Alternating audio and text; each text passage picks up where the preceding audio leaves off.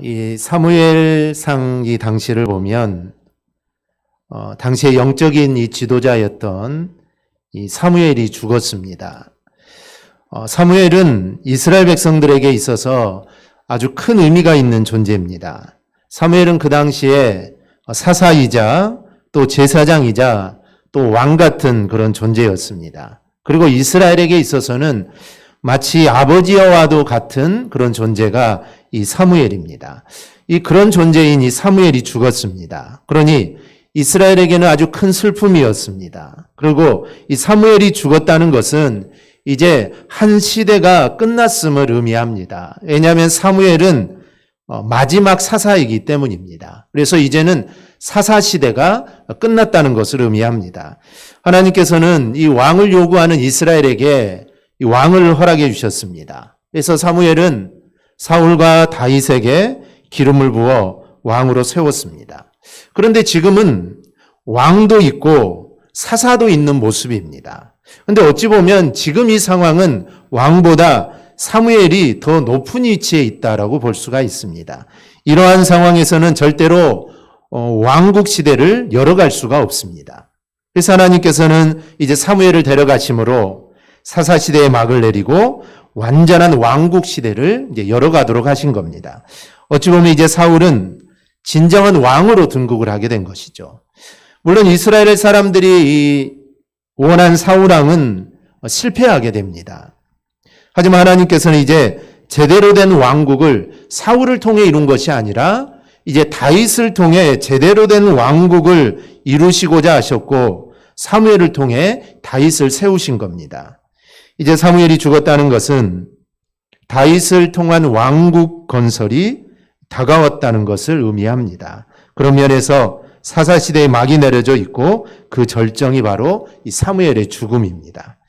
아울러 하나님께서 마음을 정하신 이제 다윗이 왕으로 설 때가 온 것이고 동시에 이제 사울왕이 죽을 시기가 이제 가까이 다가오는 그런 시점입니다. 이 같은 중요한 시점에서 다윗과 아비가일의 이야기가 나옵니다. 오늘 우리가 아비가일의 이야기를 우리가 살펴보기에 앞서서 그의 남편이었던 이 나발에 대해서 좀 살펴보려고 합니다. 나발에 대해서 한마디로 평가하자면 이 나발은 불량자입니다. 이는 그 집안의 하인들이 한 말이죠. 17절을 보면 이렇습니다. 이제 당신은 어떻게 할지를 알아 생각하실지니 이는 다윗이 우리 주인과 주인의 온 집을 해하기로 결정하였음이니이다. 주인은 불량한 사람이라 더불어 말할 수 없나이다. 하인들이 주인을 봤을 때 이 주인은 불량한 사람이었습니다. 여기 불량한 사람이라는 표현은 신명기에서는 잡류다라고 번역이 되어 있고 사사기에는 비루로 이렇게 번역이 되어 있습니다. 한마디로 무익한 사람이라는 것이죠. 이 사람은 아무 쓸모가 없는 사람이라는 겁니다. 나발은 양이 3,000마리가 있었고 염소가 1,000마리 그리고 이 양과 염소를 돌보는 수많은 종들이 있었습니다. 그니 얼마나 이 부자겠습니까? 부자임에도 불구하고 남에게 전혀 유익을 주지 못하는 무가치한 사람이 바로 나발입니다. 요즘 젊은이들이 이 노답이라는 말을 쓰는데요. 이 노답이라는 말은 답이 없다는 뜻입니다. 하인이 주인인 나발을 볼 때 이 주인은 노답이었습니다. 이 답이 없습니다. 부자긴 부자인데 이 나발은 뭐 한마디로 어떻게 말할 수가 없는 답이 없는 사람이었죠. 그래서 17절에서 아비가일에 이야기할 때 주인은 불량한 사람이 아닙니까? 이렇게 이야기를 합니다. 근데 우리가 오늘 나발에 대해 살펴보면서 이런 나발과 같은 모습이 혹시 나에게도 있지는 않은지 우리는 살펴보아야 합니다. 나발은 그렇게 중요한 인물이 아닙니다. 아비가일이 중요한 인물이죠.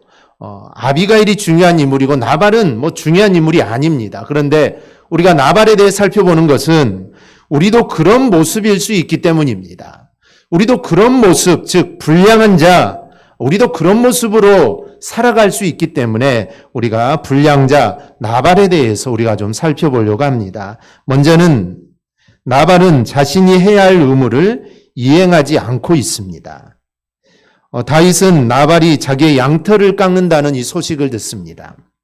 그래서 다윗은 음식을 얻고자 수와 있는 소년 10명을 보냅니다. 즉 나발에게서 이 먹을 것을 좀 구하기 위함이죠. 지금 다윗은 도망을 다니고 있는 신세이기 때문에 이 음식도 충분하지 않습니다. 그래서 자기들을 위한 음식을 구하기에 소년들을 보내고 그 소년들에게 너희가 가서 이렇게 말하라고까지 말을 합니다. 첫 번째로 하라는 말이 다윗 자신의 이름으로 나발에게 인사를 하라라고 말을 합니다. 즉 자기의 이름을 말하면서 나발에게 안부를 물으라는 것이죠. 이것을 보면 우리가 알 수 있는 것은 나발은 다윗을 알고 있는 인물이라는 겁니다. 즉 생판 모르는 사람이 아니라 나발은 이미 다윗이 누구인지 알고 있습니다. 그리고 소년들은 이 평강을 빕니다. 이 평강은 샬롬이죠. 이 샬롬은 히브리인들의 아주 일상적인 말입니다. 그런데 샬롬이 3번 쓰이게 됩니다.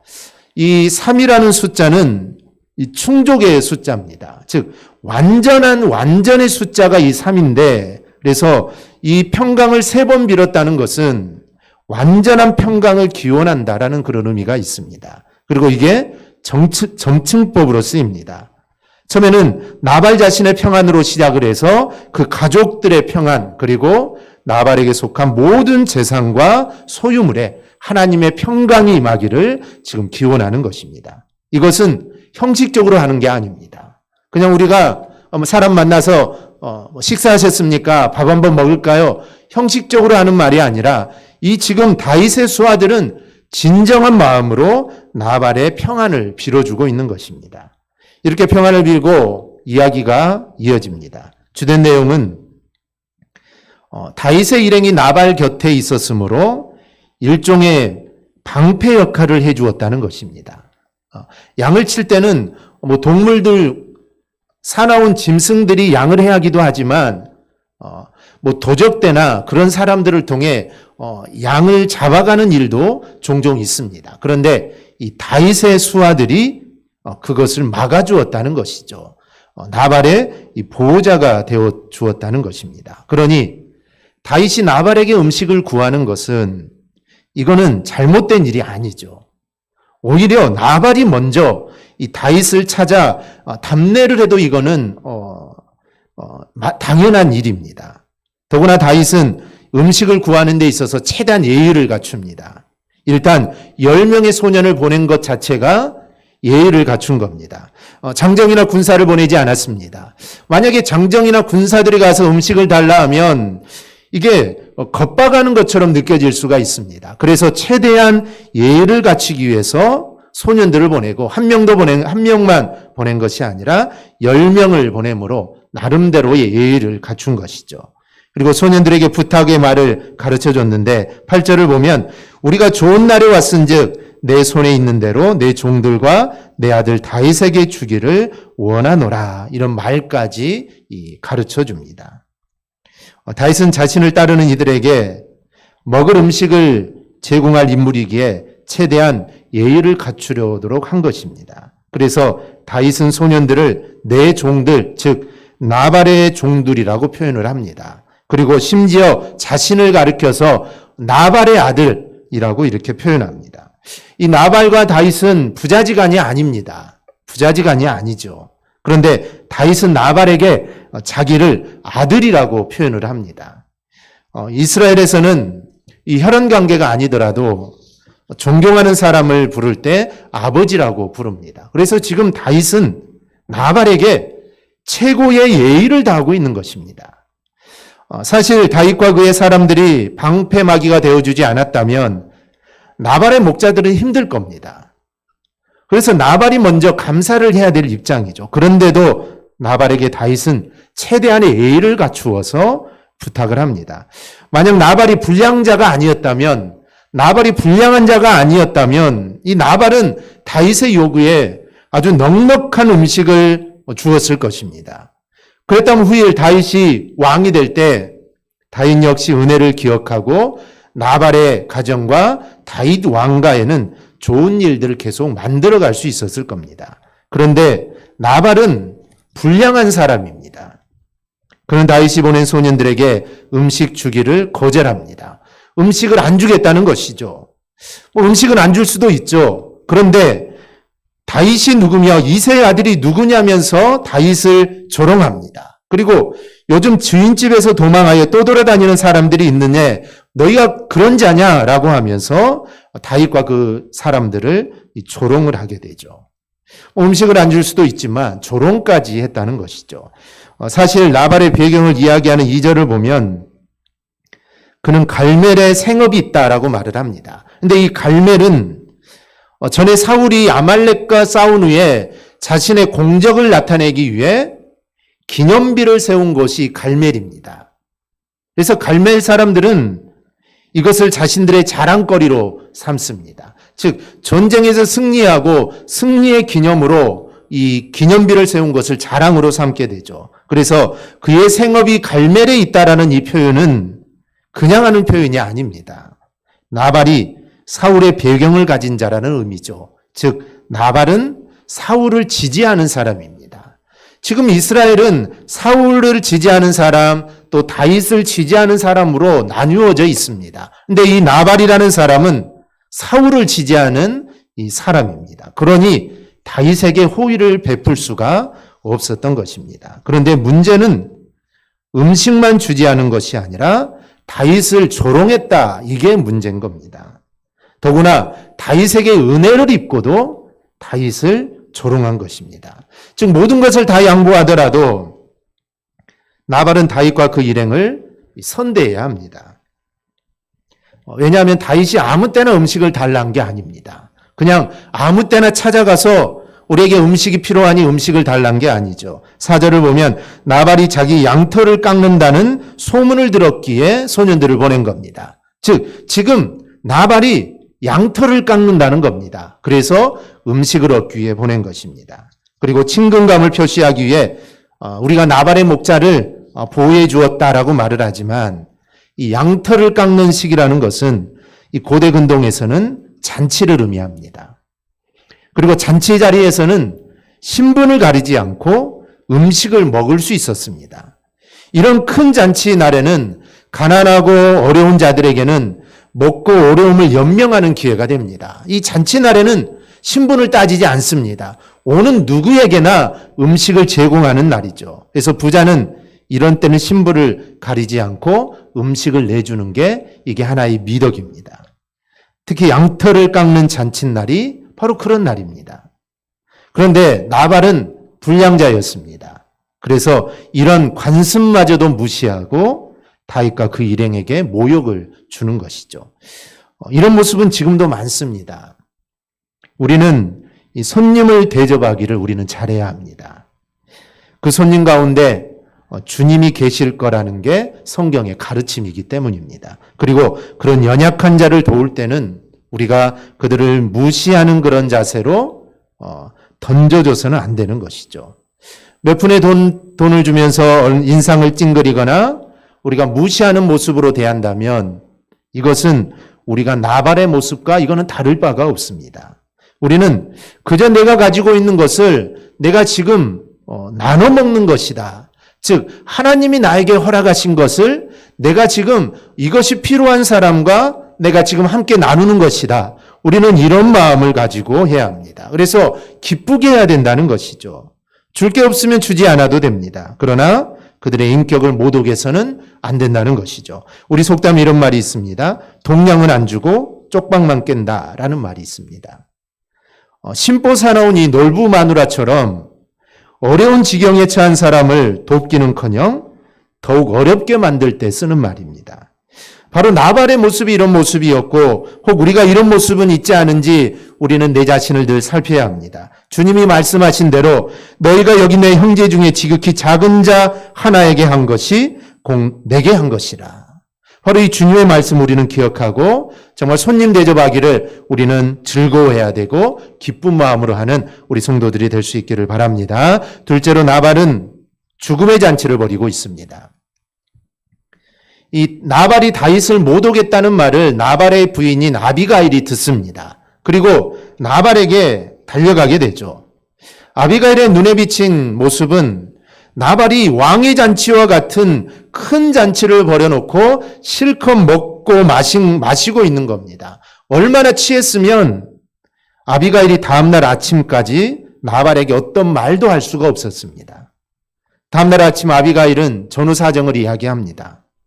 다윗이 군사들과 함께 몰려오는 것을 자신이 떡 200덩이와 포도주 2부대를 갖고 가서 간신히 막았다는 것이죠. 즉 나발이 잔치를 벌이고 있을 때 다윗은 그 나발을 죽이려고 군사를 데리고 오고 있었던 것입니다. 음식을 주지 않아서 그랬을까요? 아니겠죠. 음식을 주지 않아서 죽이러 온 것이 아닙니다. 다윗을 조롱하고 다윗을 무시했기 때문입니다. 그래서 지금 이 나발을 죽이러 오는 것이죠. 그런데 간신히 나발의 아내가 그것을 막았다는 것입니다. 그리고 아비가일이 나발에게 전한 말 중에는 다윗이 여호와 이름을 걸어 맹세하길 나발의 집에서 한 남자도 남기지 않겠다. 다윗은 나발의 가정에 나발의 씨를 하나도 남기지 않고 모두 전멸하기 위해서 오고 있었던 겁니다. 나발의 목자들이 편하게 양을 칠 수 있었던 것은 다윗의 군사들이 자신들을 지켜줬기 때문인데 그만큼 나발도 다윗의 군사를 모르는 바가 아닙니다. 그래서 다윗이 마음만 먹으면 충분히 그럴 수 있다라고 생각을 하게 된 것이죠. 그래서 이 소식을 듣고 나발이 낙담하여 몸이 돌과 같이 되어버렸다라고 합니다. 몸이 돌과 같이 되었다는 것은 그제서야 자신의 한 일이 얼마나 어리석은 일인가를 그때서야 깨닫게 된 것이죠. 그래서 기운이 다 빠져버린 것입니다. 그리고 열흘 후에는 하나님이 그를 치자 그대로 죽게 됩니다. 그는 아내인 아비가일에게서 다윗의 일을 전해 들은 후에 기운이 빠져서 드러눕게 되는데 일어나지 못하고 그대로 죽은 겁니다. 그러고 보면 지금 나발이 벌이고 있는 이 왕과 같은 이 잔치가 결국 자신이 죽는 잔치였던 겁니다. 나발은 자신이 죽는 줄도 모르고 잔치에 빠져 있었습니다. 그 이유는 그가 불량한 자였기 때문입니다. 나발의 이런 모습은 성경 여러 곳에 나옵니다. 이 노아의 방주 때도 그랬습니다. 노아가 산 꼭대기에 방주를 짓는 동안 사람들은 그런 노아를 미치광이 할아버지처럼 취급을 했습니다. 그리고 그들은 먹고 마시고 노는 일에 그들은 집중을 하게 되죠. 즉 노아가 심판을 선포했지만 그들은 그 소리에 귀를 기울이지 않았습니다. 먹고 마시고 시집가고 장가가고 노는 일에 정신이 팔려 있었죠. 그러다가 그들은 결국 전부 심판을 받게 됩니다. 그들은 자신들이 죽음의 잔치를 하고 있는지도 모르다가 죽음을 맞이한 것이죠. 문제는 이게 노아 홍수 때만의 일이 아니고 나발의 문제만이 아니라는 것이죠. 마지막 때는 세상의 모습과 똑같습니다.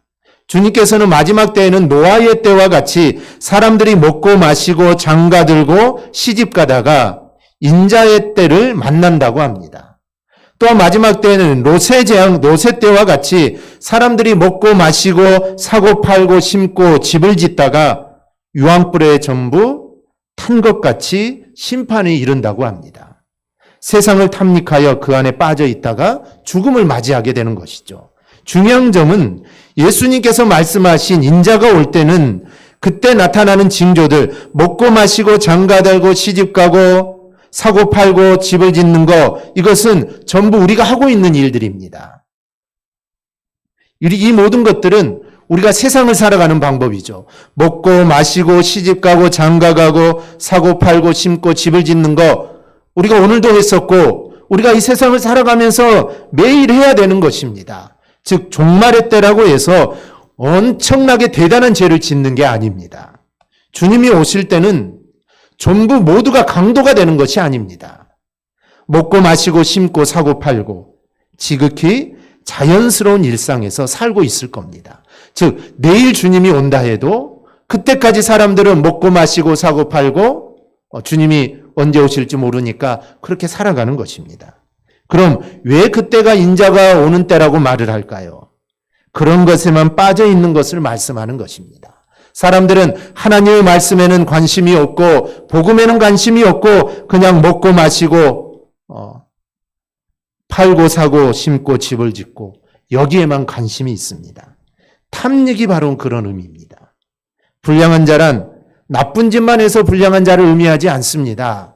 나발이 불량한 자라는 것은 다윗의 은혜를 몰랐기 때문에 불량한 자입니다. 하나님의 은혜를 몰랐기 때문에 이 나발은 불량한 자죠. 자신의 이득에만 눈이 멀어서 옆 사람은 죽어가는데 그걸 모른 채 세상을 즐기고 있는 것이 바로 불량한 사람인 것입니다.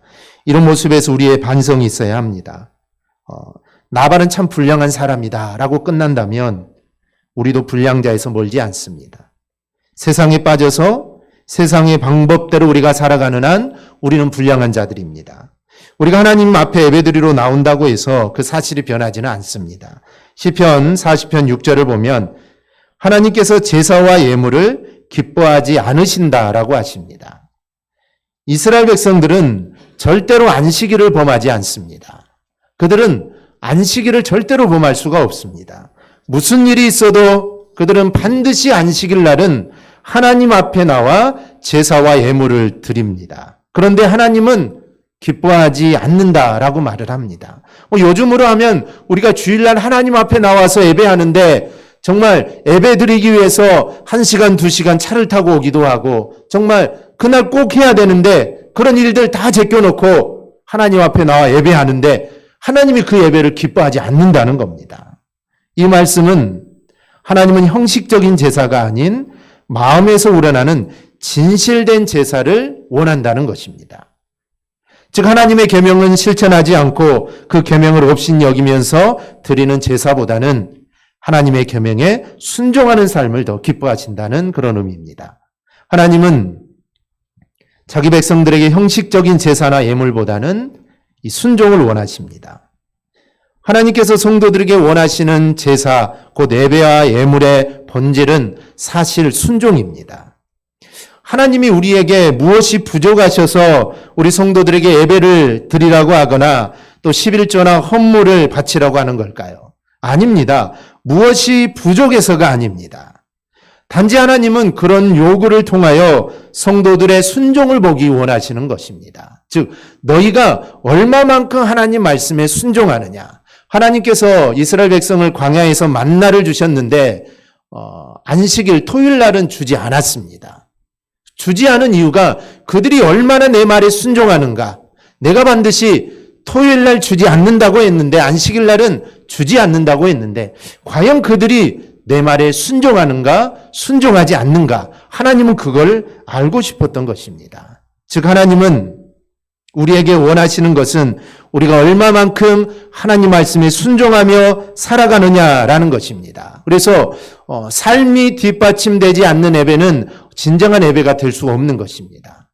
일주일간 우리의 삶을 정말 아무렇게나 살다가 주일 하루 와서 하나님께 드리는 예배, 이런 예배는 우리 하나님이 기뻐하지 않습니다. 일주일 동안 우리의 삶의 터전에서 정말 내가 하나님과 함께하는 삶을 살아야겠다. 내가 하나님께 영광 돌리는 삶을 살아야겠다.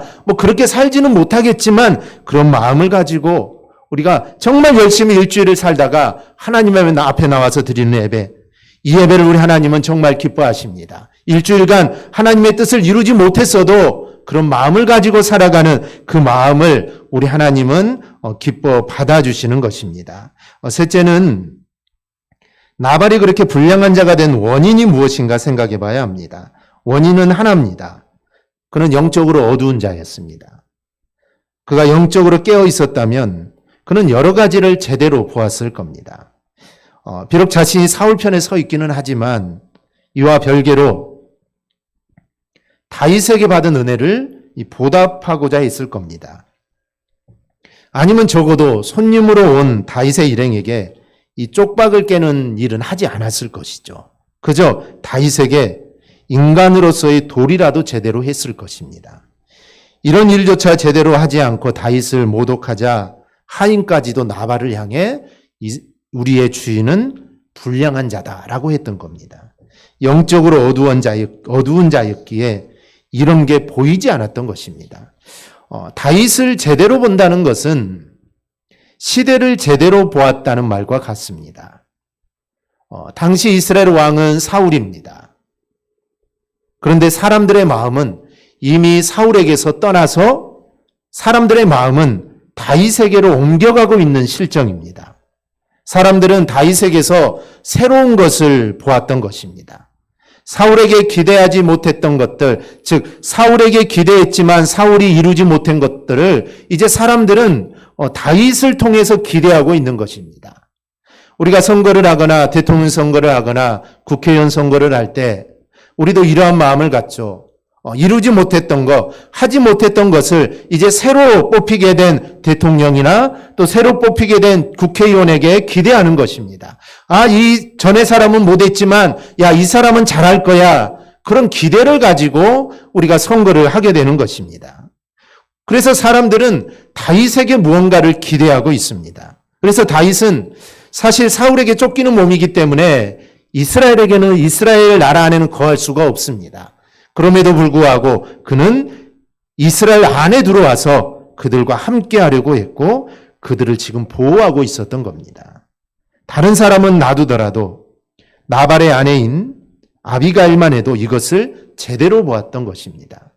그래서 나발이 다윗을 못 오겠다는 이 말을 듣고 즉시 음식을 장만하여 다윗을 찾아간 것입니다.